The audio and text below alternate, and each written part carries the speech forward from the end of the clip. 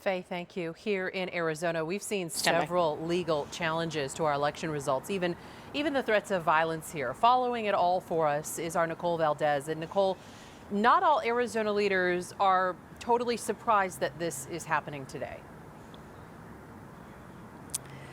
Yeah, Katie, that's the sentiment I've heard from many of them who said they really weren't surprised today. I've really spent the last few months talking with election officials, working with them, getting the information from them as we went through this election season. And some of them early on warned that this could happen.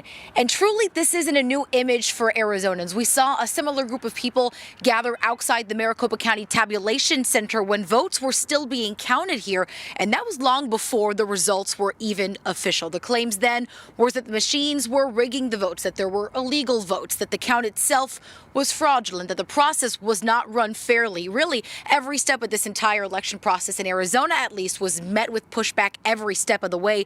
And many of those claims actually brought to in court in legal challenges. All of those dismissed. Still, we heard those same claims in Congress today. Arizona was the first and so far the only state to have its electoral votes objected to, something that many constitutional experts tell me there really was no basis for. But yet we heard a handful of Republican lawmakers sticking to their message despite all of that. And several people today, including our own election officials, saying that those claims have really fueled the unrest we're seeing in Washington, D.C. today, as well as the Arizona state capitol today. But we're going to have more from those constitutional experts on what happened today and then talking about what they were expecting to see and their reactions to how things have changed coming up later on today. For now, we're live in Phoenix. NICOLE VALDES, ABC 15, Arizona. Thank you, Nicole. Here in Arizona, protesters are gathering at our state capitol. They've been there since early this morning. Our Melissa BLASIUS near the capitol with more on that. Give us an idea of the situation there, Melissa.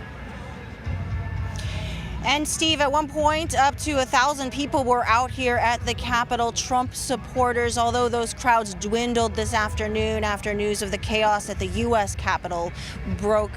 We should say, though, the morning spirit with singing and dancing and cheers has turned into a very serious note here this afternoon, and they are saying fighting words. The one speaker talked about whether there would be a political solution. The crowd responded no.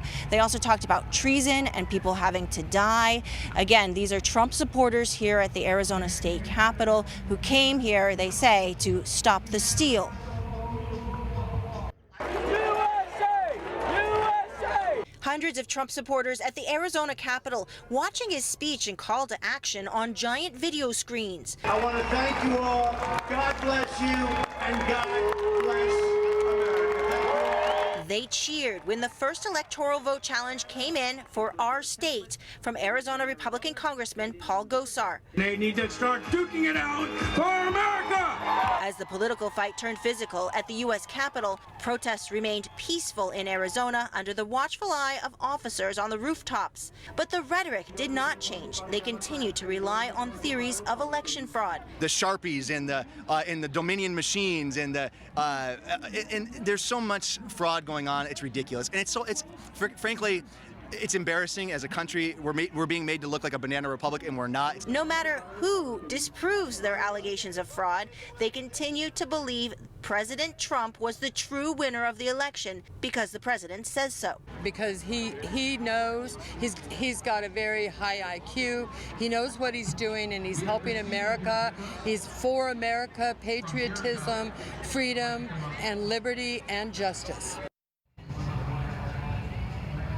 And at the state capitol here, the program goes on as scheduled. In fact, the chairwoman of the state Republican Party, Dr. Kelly Ward, spoke just a few minutes ago. She mentioned the violence today in Washington, D.C., but she did not condemn what happened. We'll have more from her coming up at 4:30. Reporting live at the Arizona State Capitol, Melissa BLASIUS, ABC 15, Arizona.